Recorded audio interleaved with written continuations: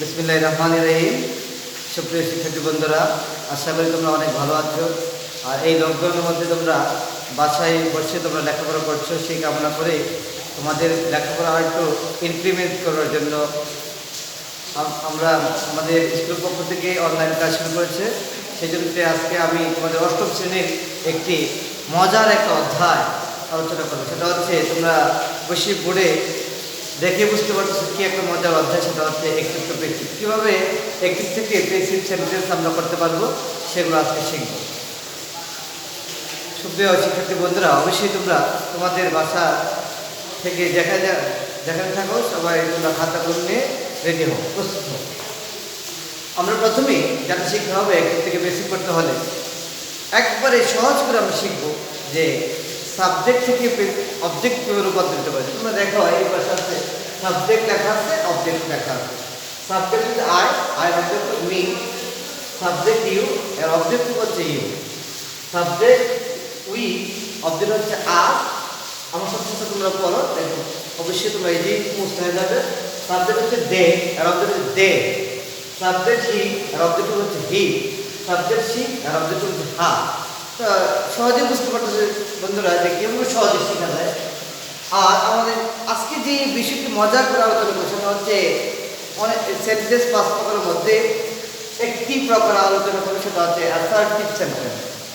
Assertive sentence আমরা জানি যে সেন্টেন্স স্ট্রাকচারটা হচ্ছে সাবজেক্ট থাকবে, subject plus verb plus object. Object এই যদি ফর্মুলা থাকে, এই যদি তিনটা ফর্ম থাকে তাহলে হবে অ্যাসার্টিভ সেন্টেন্স। অ্যাসার্টিভ সেন্টেন্সকে আমরা একটু থেকে প্যাসিভ করতে হলে যা করতে হবে সেটা হচ্ছে সাবজেক্ট থেকে সাবজেক্টকে অবজেক্টিভ আনতে হবে এবং অবজেক্টকে সাবজেক্টিভ আনতে হবে। দেখি আমরা কীভাবে করা যায়। স্ট্রাকচারটা হচ্ছে এভাবে যে সাবজেক্ট সাবজেক্টকে অবজেক্ট রূপে আনতে হবে প্লাস নাম্বার পার্সন টেন্স অনুসারে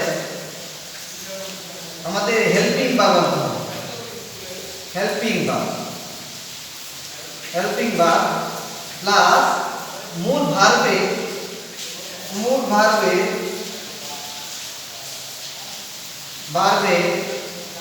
কি রূপ আনতে হবে প্লাস বাই আনতে হবে প্লাস সাবজেক্টের অবজেক্টে, এখানে সাবজেক্টের অবজেক্ট নয়, অবজেক্টের সাবজেক্ট রূপ। এদিকে হচ্ছে সাবজেক্ট আনতে হবে, ওইদিকে হচ্ছে সাবজেক্ট অবজেক্ট। ঠিক আছে, এখানে আমরা শুরু করব যে কিভাবে অ্যাক্টিভ থেকে প্যাসিভ রূপান্তরিত করা যায় অ্যাসার্টিভ সেন্টেন্স। আমরা লিখি প্রথমে একটা সেন্টেন্স দেখি। যেমন আমি বলেছিলাম যে অ্যাসার্টিভ সেন্টেন্সের তিনটা রূপ থাকবে, সেটা হচ্ছে সাবজেক্ট থাকবে, ভার্ব থাকবে, অবজেক্ট থাকবে। তো লিখে আমরা একটা সহজ একটা মজার একটা সেন্টেন্স আমরা সবাই সহজে জানা, উই প্লে ফুটবল। তো এখানে এটা হচ্ছে সাবজেক্ট, এটা হচ্ছে ভার্ব, এটা হচ্ছে অবজেক্ট।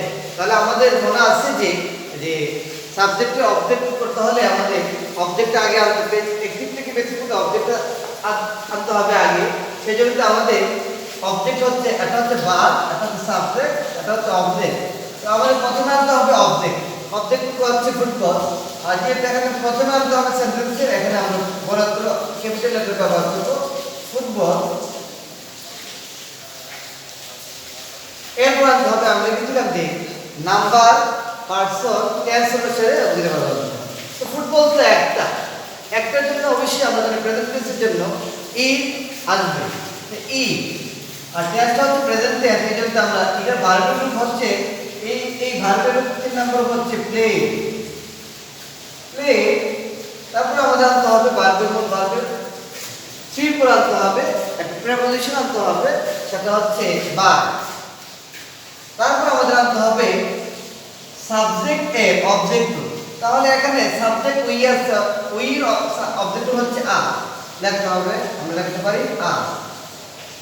আরো একটা আমাদের সহজে আমরা মজা করে শিখতে পারবো, সেটা হচ্ছে আরেকটা আমরা অ্যাসার্টিভ সেন্টেন্স দেখি। I write a letter. এখানে দেখতে পাচ্ছি বন্ধুরা, দেখো প্রথমে জানি যে অ্যাসার্টিভ সেন্টেন্সে সাবজেক্ট থাকে, একটা সাবজেক্ট, সাবজেক্টের উপর অবশ্যই ভার্ব থাকে, সেটা হচ্ছে ভার্ব, আর বাকি যে আর্টিকেল সেটা হচ্ছে অবজেক্ট। তো আমাদের কাজ হচ্ছে একদিক থেকে যখন আমরা প্রিন্সিপে করি, যেমন আমাদের মনে রাখতে হবে যে অবজেক্টকে সাবজেক্টে রূপান্তর করতে হবে।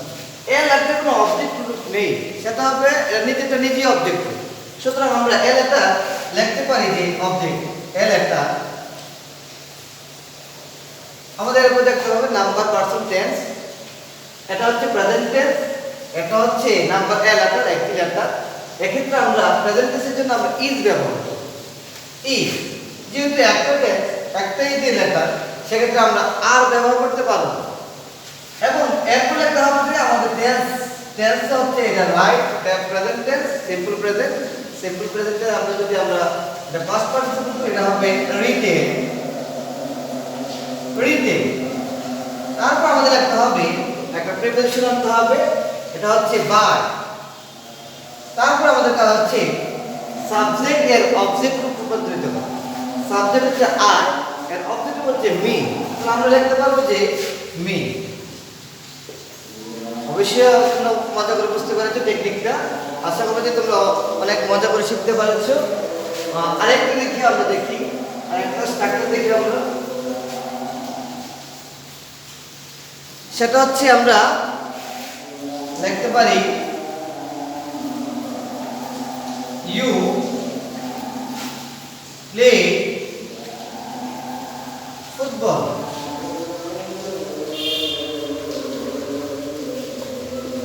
এটা দেখতে পাচ্ছি আমরা সাবজেক্ট হচ্ছে ইউ, ভার্ব হচ্ছে প্লে, আর অবজেক্ট হচ্ছে ফুটবল। সেক্ষেত্রে আমাদের একদিক থেকে বেসিক করতে হলে আমরা জানি যে অবজেক্টকে সাবজেক্টে রূপান্তর হবে। এখানে ফুটবল হচ্ছে অবজেক্ট, অবজেক্টের যে ফুটবলের কোনো সাবজেক্ট গ্রুপ নেই, সেক্ষেত্রে আমরা ফুটবলই ব্যবহার করি। সেটা হচ্ছে ফুটবল, সাবজেক্ট হচ্ছে ফুটবল। এটা হচ্ছে টেন্স, আমরা দেখি নাম্বার, পারসন। ফুটবলটা আমরা জানি যে একটাই, একটার জন্য আমরা সিঙ্গুলার ভার্ব ব্যবহার করি। ফুটবল যেহেতু একটা, টেন্স হচ্ছে past tense, past indefinite tense. Past indefinite টেন্সের জন্য ইনডিফিনিটের জন্য দুইটা অক্সিলারি ভার্ব অথবা হেল্পিং ভার্ব আছে, সেটা হচ্ছে ওয়াজ অথবা ওয়া। সবার জন্য প্লুরাল এই ওয়া ব্যবহার হয়, আর একটার জন্য হবে সিঙ্গুলার। সিঙ্গুলার জানি যে ভার্বটা এস থাকতে হবে, সেক্ষেত্রে আমরা ওয়া, এখানে ভার্বের সাথে এস আছে, এটা হচ্ছে সিঙ্গুলার। সিঙ্গুলার সিঙ্গুলার জন্য আমরা ব্যবহার করছি ওয়া পাস্ট টেন্সের জন্য। আর ভার্বের থ্রি যেটা পাস্ট পার্টিসিপল ফ্রম, সেটা হচ্ছে প্লে। এটা রূপই থাকবে, আমরা জানি যে প্লে দুইটা রূপে, পাস্ট টেন্স এ, পাস্ট পার্টিসিপল এ, একই রূপ, তো প্লে। তারপর আমাদের আনতে হবে যে মূল ভার্বের থ্রি পর আমরা জানি যে ভয়েসের পর আমরা বেসিক ভয়েসের ক্ষেত্রে বাই আনতে হবে, বাই। তারপর আমাদের কাছে করতে হবে সাবজেক্টের অবজেক্ট। তো আমরা দেখতে পাচ্ছি সাবজেক্টের অবজেক্ট হচ্ছে ইউর, অবজেক্ট গ্রুপ কিন্তু একই ধরনের, ইউর অবজেক্ট গ্রুপ কিন্তু একই ধরনের, তো আমরা লিখতে পারি ইউ। আরেকটা মজার বিষয় হচ্ছে আমরা এতগুলো রুলস যদি নাই মুখস্থ করতে পারি, সেক্ষেত্রে আমরা মনে করবো যে অ্যাকটিভ কিভাবে চিনবো আর প্যাসিভ কিভাবে চিনবো। আমাদের মনে রাখতে হবে সেটা মনে করতে হবে যে অ্যাকটিভ এর যে সাবজেক্ট সর্বদা কাজ করতে সক্ষম, আর প্যাসিভের সাবজেক্ট কাজ করতে পারে না, নিজে কাজ করতে পারে। সেটা আমরা দেখি একটু। আই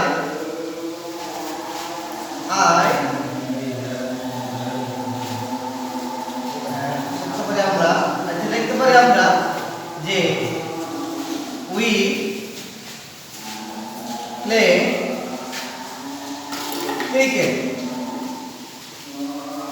সেক্ষেত্রে উইটা হচ্ছে সাবজেক্ট, যেটা হচ্ছে ভার্ব, এটা হচ্ছে অবজেক্ট।